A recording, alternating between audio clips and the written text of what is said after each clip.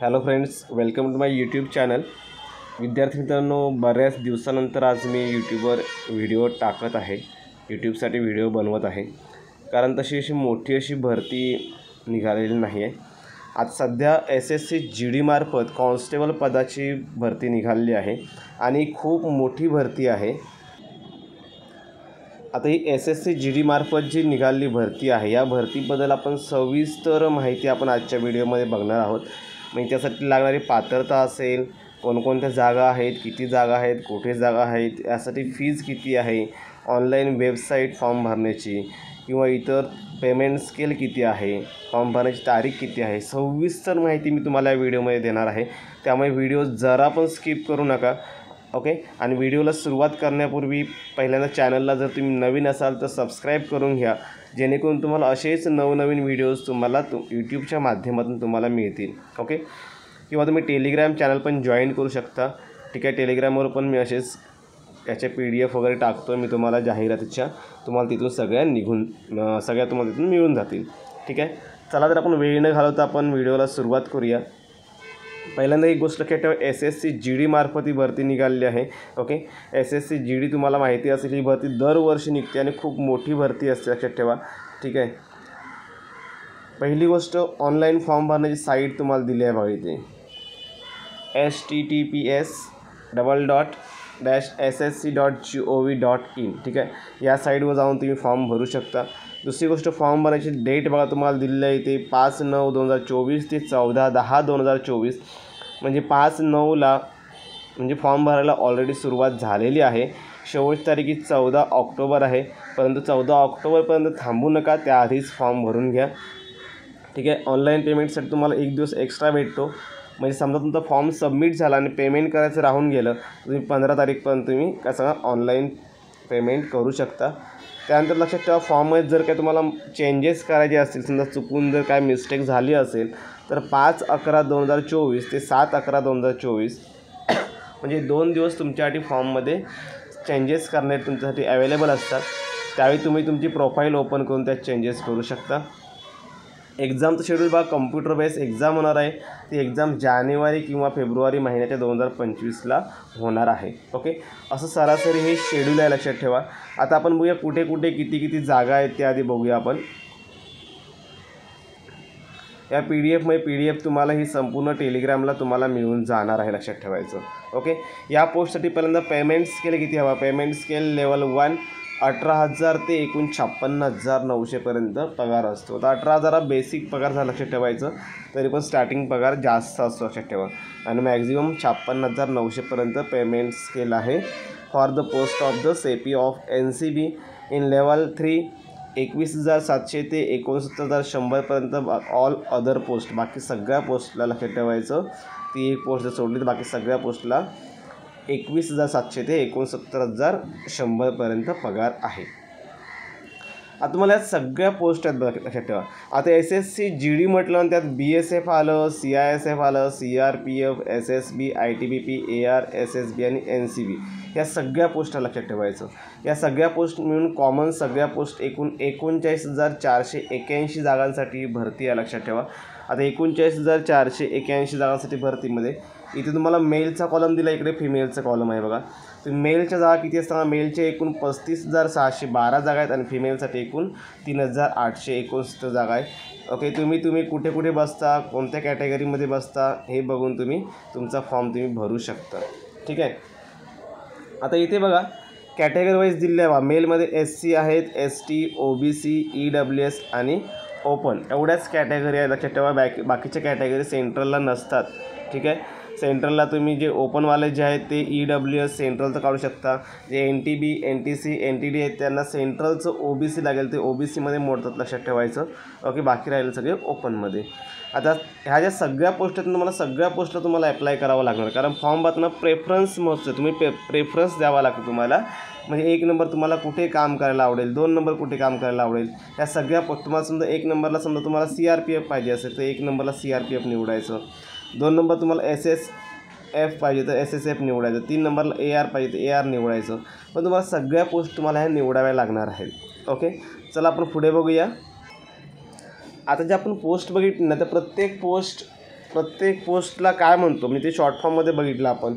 हे बघा, BSF म्हणजे काय हे पण तुम्हाला माहिती असलं पाहिजे. BSF म्हणजे कसं सांगा, बॉर्डर सिक्युरिटी फोर्स, बरोबर.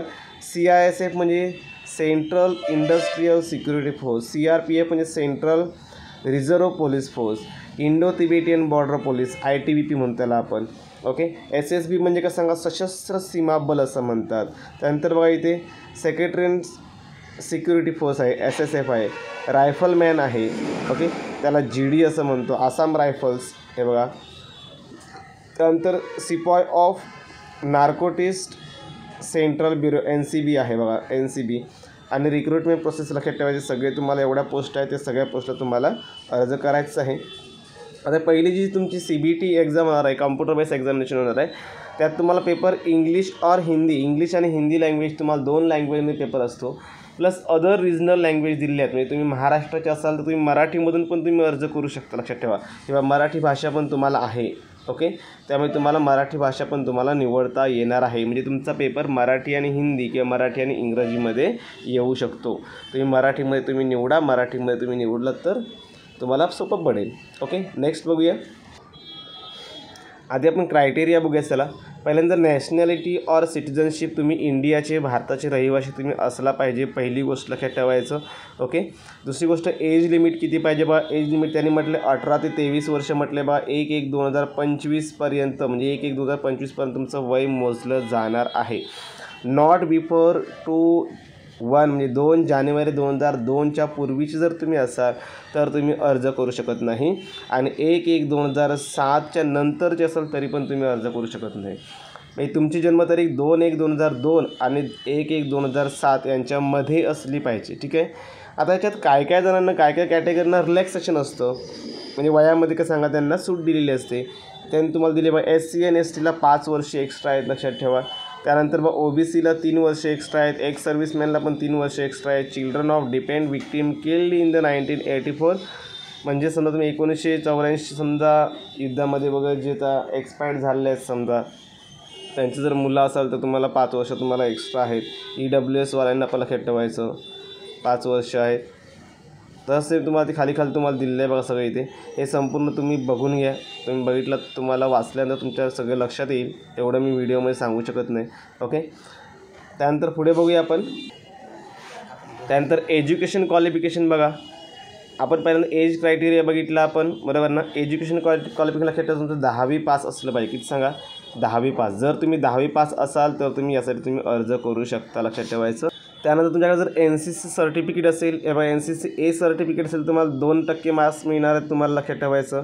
2% maximum marks of the examination. NCC B असेल तर 3% मार्क्स आणि NCC असेल तुम्हाला 5% मार्क्स तुम्हाला बोनस मार्क्स म्हणून तुम्हाला मिळणार, लक्षात ठेवायचं. हे पण लक्षात ठेवा. नंतर बघा, हा फॉर्म भरण्यासाठी तुम्हाला 100 रुपये फी आहे, लक्षात ठेवायचं. ओके. फी काय जास्त नसते. SSCची कायम 100 फी असते. महिलांना फी माफ असते बघा. Women candidate of belong to schedule caste, SC ST. Okay. नंतर ESM असेल, एक्स सर्व्हिसमॅन म्हणतो आपण. या सगळ्यांसाठी काय सांगा, फीज पेमेंट काय एक्झामटेड म्हणजे फी माफ आहे, लक्षात ठेवायचं. महिलांना, SC ST कॅटेगरीवाल्यांना, ESM वाल्यांना, या सगळ्यांना काय सांगा, फीज पूर्णपणे माफ आहे, त्यांना फी भरायची गरज नाही. त्यानंतर तुमची CBT एक्झाम होणार आहे. CBT एक्झामला कोणकोणते एक्झाम सेंटर आहेत ते बघा. पहिली गोष्ट, महाराष्ट्र हे वेस्टर्न रिजनमध्ये येते, हे लक्षात ठेवायचं. कधी पण फॉर्म भरताना तुम्हाला रिजन निवडायचे असतात. महाराष्ट्रात जर तुम्ही फॉर्म भरणार असाल तर ते वेस्टर्न रिजन येतं. आता वेस्टर्न रिजनमध्ये कोणकोणती सेंटर येतात ते बघूया आपण. आपल्याकडे काय काय बघा, अमरावती आहे, ओके, औरंगाबाद आहे, जळगाव, कोल्हापूर, मुंबई, नागपूर, नांदेड, नाशिक आणि पुणे एवढीच सेंटर ही महाराष्ट्रामध्ये आहेत. या व्यतिरिक्त पणजी एक सेंटर आहे जे तुम्हाला जवळ पडेल. जवळ पडत असेल तर तुम्ही पणजी पण सेंटर तुम्ही निवडू शकता. तुम्हाला फॉर्म भरताना लक्षात ठेवा, सेंटर तुम्हाला प्रेफरन्सने निवडायचे असतात. तुम्हाला जे कोणतं योग्य वाटतं, पहिलं जवळ पडेल ते आधी निवडा कधी पण. आणि SSCची एक्झाम त्याच ठिकाणी लागते, लक्षात ठेवा. तुम्ही ज्या ठिकाणी पहिलं निवडाल त्या ठिकाणी. ओके. आता ही जी एक्झाम होणार आहे, एक्झामला सिलेबस काय आहे बघा. पहिली गोष्ट, general intelligent and reasoning. Reasoning म्हणजे बुद्धिमत्ता म्हणतो आपण. त्यावर 20 प्रश्न असणार आहेत, 40 गुण. म्हणजे याचा अर्थ एका प्रश्नाला 2 गुण आहेत, लक्षात ठेवायचं.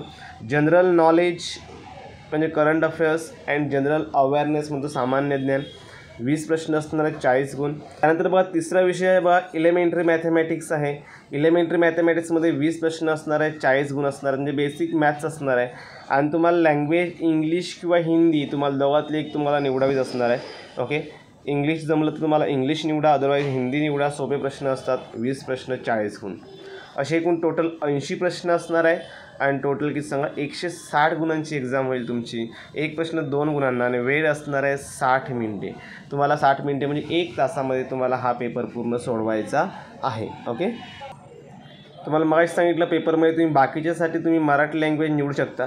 म्हणजे इंग्लिश किंवा हिंदी जो ग्रामरचा भाग आहे त्यात तुम्हाला ती भाषा निवडाल तोच तुम्हाला भाग भेटणार आहे. इंग्लिश किंवा इंग्लिश, हिंदी तर हिंदी, काही निवडू शकता. पण बाकीचा पूर्ण पेपर तुमचा मराठीमध्ये तुम्हाला येणार आहे. ठीक आहे. 0.25% निगेटिव्ह मार्किंग्स आहे, लक्षात ठेवा. याचा अर्थ तुमचे 2 प्रश्न तुम्ही सोडवलेले चुकले तर तुमचा 1 गुण तुमचा निघून जाणार आहे. हे लक्षात असू दे. 2 प्रश्न म्हणजे तुमचे 4 गुण झाले की नाही. एक प्रश्न 2 मार्क्सला आहे, 2 प्रश्नांचे तुम्हाला 4 गुण मिळणार आहेत. पण 4 पैकी 1 प्रश्न जर 2 पैकी चुकला तुमचा 1 मार्क्स तुमचा निघून जाणार. हे तुम्हाला लक्षात ठेवायचं आहे आणि तसा पेपर सोडवायचा आहे. त्यानंतर सिलेबस काय असणार तुम्ही बघा. तुम्हाला ही PDF ची लिंक तुम्हाला डिस्क्रिप्शनमध्ये टाकतो. तुम्हाला सिलेबस पूर्ण PDF दिले आहे बा. जनरल इंटेलिजन्समध्ये काय असणार आहे, जनरल नॉलेजमध्ये काय काय भाग असणार आहे. त्यानंतर बघा एलिमेंटरी मॅथ्समध्ये काय आहे ते पण तुम्हाला दिलेलं आहे. त्याने इंग्लिश आणि हिंदीमध्ये पण काय असेल हे पण तुम्हाला सांगितलेलं आहे. त्यात तुमची PST होणार, लक्षात ठेवायचं. फिजिकल स्टँडर्ड टेस्ट आणि फिजिकल इफिशियन्स टेस्ट. म्हणजे आधी तुमची एक्झाम होणार आहे, एक्झाम नंतर तुमचं ग्राउंड होणार, लक्षात ठेवायचं. हे लक्षात ठेवा. आता ग्राउंडमध्ये आपण काय काय आहे ते आपण बघूया. इथे बघा मेल आणि फिमेलसाठी तुम्हाला दिलेलं आहे ग्राउंड. मेलसाठी 5 किलोमीटर 24 मिनटं वेळ आहे. सहज आणि सहज बसतं, एवढा का मोठा विषय नाही. 5 किलोमीटर 24 मिनटामध्ये. ठीक आहे. आणि 1.6 म्हणजे 1600 मीटर 7 मिनटात धावायचं आहे. 7 मिनटात सहज बसं. तुम्ही प्रॅक्टिसमध्ये असाल तुमचं बसेल. आणि फिमेलसाठी बघा 1600 मीटर 8.5 मिनटं आहे फिमेलला. आणि 800 मीटर तुम्हाला 5 मिनटं वेळ आहे. फिमेलला पण तसं मोठंसं टार्गेट नाही, सहज आणि सहज तुम्ही मारू शकता. पण पहिल्यांदा त्यासाठी रिटर्न क्रॅक करणं खूप आवश्यक आहे. ठीक आहे.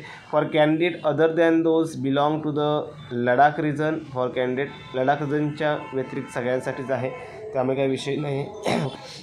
त्यानंतर नेक्स्ट बघा तुम्हाला PST किती असणार आहे. नंतर तुमची हाईट वेट वगैरे तुमचं सगळं मोजलं, लक्षात ठेवायचं. मेलसाठी 170 सेंटीमीटर हाईट पाहिजे आणि मुलींसाठी 157 सेंटीमीटर हाईट असली पाहिजे. ओके, हाईटचं इथे महत्त्वाचा क्रायटेरिया आहे. हाईट कधी कधी वाढवून पण लावतात, लक्षात ठेवा. मिनिमम एवढी हाईट तुमची पाहिजेच पाहिजे, लक्षात ठेवा. ओके, SSCला. बाकीच्यांना काहींना हाईटमध्ये तुम्हाला सूट पण दिलेली आहे, लक्षात ठेवायचं. हे पूर्ण तुम्ही वाचून बघा. All candidate belong to schedule caste म्हणजे ST वाल्यांसाठी लक्षात ठेवायचं. मुलांना 162 आणि मुलींना 150. ST कॅटेगरीचे असेल तर तुम्हाला हे सूट आहे. ST कॅन्डिडेट हो नॉर्थ ईस्टर्न स्टेट, जर तुम्ही नॉर्थ ईस्टर्न स्टेटमधले जर असाल तर तुम्हाला ST कॅन्डिडेट 157 147.5 आहे. हे सगळं तुम्ही वाचा, वेळ लागेल खूप मला हे सगळं सांगायला. ओके, 157पर्यंत पण हाईट आहे. पण आपल्याला लक्षात ठेवायचं 170च हाईट पाहिजे, हे लक्षात असू द्या. ओके, त्यापुढे बघा चेस्ट किती असली पाहिजे. बघा महिलांना काय चेस्टचा विषय नसतो, चेस्ट हा मुलांसाठीच विषय असतो, लक्षात ठेवायचं. अनएक्सपेक्टेड 80 सेंटीमीटर पाहिजे न फुगवता. आणि फुगवून किती 5 सेंटीमीटर तुमची वाढली पाहिजे, लक्षात ठेवा. मिनिमम 5 सेंटीमीटर तुमची चेस्ट ही वाढलीच पाहिजे. म्हणजे 80 ते 85 झालीच पाहिजे. ST कॅटेगरीवाल्यांसाठी फक्त 76 ते 5 आहे, लक्षात ठेवायचं. मग 76 मिनिमम झालीच पाहिजे आणि फुगवून 5 झाली पाहिजे. ठीक आहे. हे बाकी सगळे सेम खाली आहेच, मगासारखं सेम आहे. हे तुम्ही सगळं बघा तुम्ही. ओके, वेट तुमचं हाईटनुसार असलं पाहिजे, लक्षात ठेवायचं. ॲज पर युअर हाईट असलं पाहिजे. त्यामुळे तुम्हाला मी आवश्यक तेवढी सगळी माहिती तुम्हाला सांगितलेली आहे. ओके, व्हिडिओ आवडला तर लाईक करा, शेअर करा आणि सबस्क्राईब करायला जरा पण विसरू नका. ठीक आहे. असेच तुम्हाला नवीन नवीन व्हिडिओ भेटतील. ज्यांना फॉर्म भरायचं आहे, जे त्या क्रायटेरियामध्ये बसतात त्यांनी फॉर्म भरून घ्या. आणि सर्वांसाठी बेस्ट ऑफ लक.